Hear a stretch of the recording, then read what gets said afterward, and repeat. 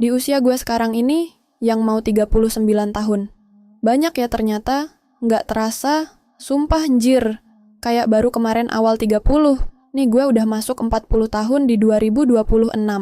Banyak hal yang masih gue belum capai, secara pribadi sih lebih ke finansial. But ada satu yang gue syukuri, yaitu gue udah punya 3 anak. Cewek, cowok, udah lengkap. Gue berpikir lagi, banyak orang di luar sana yang berusaha keras ya untuk mendapatkan keturunan sampai mereka menghabiskan banyak uang. Terkadang gue berpikir, apa sih yang gue takutin sebenarnya? Tapi kalau gue inget-inget lagi, flashback ke belakang, gue inget banget dulu awal nikah, gue nggak langsung dikasih anak. How sad me, ketika lu belum punya anak tapi lu disuruh jagain anak tetangga. Tambah lagi sedihnya gue, ketika laki gue care sama Bumil.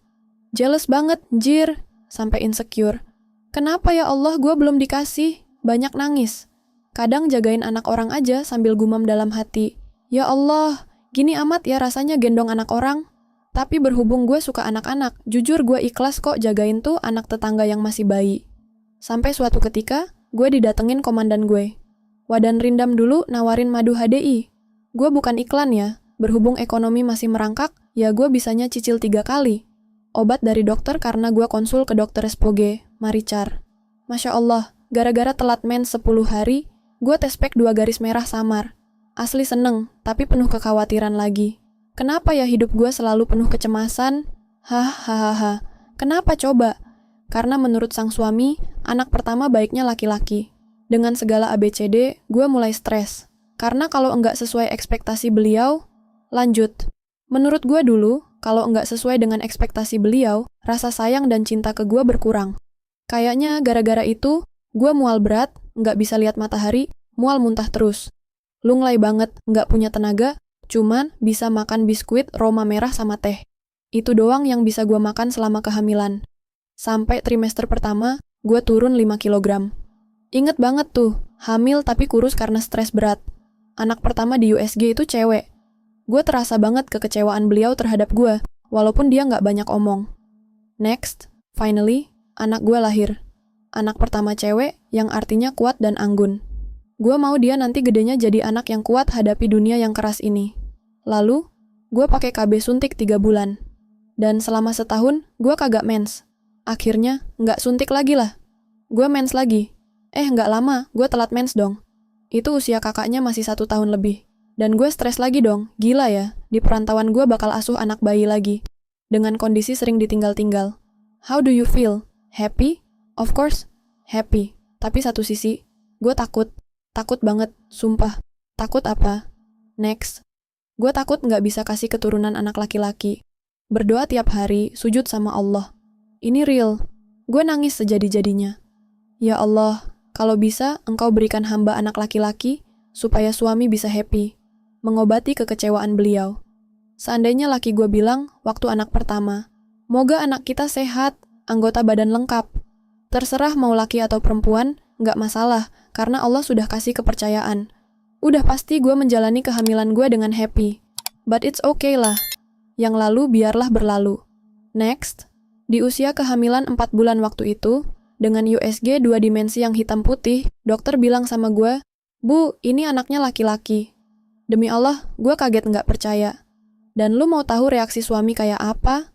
Happy banget. Dan itu ternyata, next, berpengaruh banget sama hormon stres gue. Gue nggak terlalu mual muntah, makan gue nggak pilih-pilih. Banyak dopamin yang gue dapat dari suami. Yang agak berat, gue hamil sambil asuh anak pertama gue. Tapi walaupun gitu, gue tetap ringan bawaannya. Gue harus bisa jadi ibu yang adil, seadil-adilnya jadi orang tua. Gue nggak akan pilih kasih, walau terkadang rasa capek dan penat. Kalau lagi sendirian, urus anak-anak bikin gue suka marah-marah nggak jelas. Next, lanjut ya. Di tahun 2019, gue hamil lagi. Emang posisi gue kagak KB, tapi selama 3 tahun gue bertahan bisa kagak hamil. Kagak taunya rasanya kayak kebobolan. Di posisi itu, gue ngerasa campur aduk. Suami juga bingung, soalnya dia lagi sibuk buat urus sekolah kenaikan pangkat. Gue hamil pula. Sungguh membagongkan. Tapi gimana lagi? Next. Tapi gimana lagi, kayaknya gue kemakan omongan gue sendiri. Dulu anak pertama sama kedua, gue selalu lahiran di Jakarta, di rumah ortu gue sendiri. Dan setelah anak-anak gue 6 bulan, baru dibawa ke perantauan lagi ikut suami. Gue pernah bilang gini sama diri gue sendiri. Liatin aja nanti kalau anak ketiga, gue maunya dekat sama suami. Suami harus bisa megang orok anak gue yang ketiga. Gue mau dia juga ikut andil ngegedein anak gue. Dan lu tahu apa? Gila ya. Ternyata omongan adalah DOA. Dan di tahun 2020, suami gue lulus, alhamdulillah sekolah. Dan gue bener gak bisa pulang ke Jakarta. Kenapa? Tahun booming corona. Untung Allah masih baik. Gue ditemani adik kandung gue, laki-laki. Kita sama-sama di perantauan. Dia bantu gue buat nemenin waktu lahiran. Ada ipar gue yang jagain anak ke-1 dan 2. Berhubung anak gue yang kedua masih 4 tahun, dia nangis karena gak ada mamanya sama bapaknya. Next. Bagi gue, kelahiran anak ketiga itu ujian terberat. Karena suami gak bisa jagain di RS, dia gak bisa keluar dari tempat pelatihan. Anak-anak gue jauh dari pandangan dan pegangan karena musim corona, gak boleh tunggu di RS. Sedangkan gue lagi berjuang di RS buat lahiran SC pula. Oke lah, akhirnya gue tetap harus semangat. Kata orang Jawa, ndang selesai ndang mari. Tapi saat menegangkan itu, tiba, berawal dari habis USG, dokter bilang, anak ini sudah bisa dioperasi karena di dalam sehat semua, berat badan pun cukup. Gue share ke suami, katanya jangan dulu, nanti saja tunggu seminggu atau 2 minggu lagi. Tapi entah kenapa, di situasi yang kurang baik, gue tetap ke RS dengan keyakinan gue sendiri bahwa ini nggak apa-apa. Karena gue nggak bisa terlalu lama di rumah adik gue sendiri, sungkan.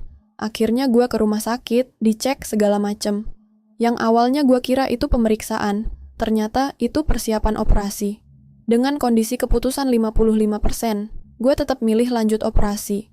Habis itu steril, karena gue udah operasi SC itu sudah 3 kali. Udah dong, habis operasi gue kira semua akan baik-baik saja. Ternyata badan gue menggigil, abis operasi. Dalam hati, ini kenapa? Nggak pernah gue 2 kali operasi SC sebelumnya, gue menggigil kayak gini. Akhirnya dikasih obat lagi sama dokter anestesi. Next, urusan badan gue udah selesai. Aman lah, tinggal masa pemulihan. Giliran anak ketiga gue sesak napas. Akhirnya dengan berat hati, dirujuk ke rumah sakit yang lebih lengkap. Dirawatlah di NICU. Dari situ gue nangis. Adek gue yang urus anak gue di NICU, yang tungguin anak gue di sana. Gue bilang ke adek gue, tolong jagain anak gue ya. Nggak apa-apa, gue sendiri di sini. Saat itu gue belajar survive sendiri. Bangun sendiri ke kamar mandi sendiri. Ganti pembalut sendiri. Udah kayak orang nggak habis operasi. Jalan gue kayak nenek-nenek, karena gue paham setiap habis operasi, apalagi SC, itu harus banyak gerak supaya nggak kaku. Dan gue lakuin tanpa bantuan siapapun. Paling pas hari pertama ditinggal, gue minta bantuan keluarga pasien buat ambilin makanan di meja yang agak susah gue ambil karena jauh, dan tangan gue diinfus. Next, hari-hari berlalu, gue harus kirim IC ke RS buat anak gue di sana. Kalau enggak, gue bisa demam, menggigil, dan bengkak, karena gue termasuk yang IC-nya lancar. 10 hari berlalu, waktunya penjemputan. Itu tuh hati gue berbunga-bunga. Bagaimana kabar anak gue 10 hari di sana? Untuk kisah anak gue sampai di sini aja ya guys. Minta doanya ya guys, supaya anak-anak gue sehat, gue kuat dan sabar. Sekarang anak-anak gue udah kelas 4 SD, 2 SD, dan 4 tahun. Bentar lagi anak Niku mau jadi anak TK guys.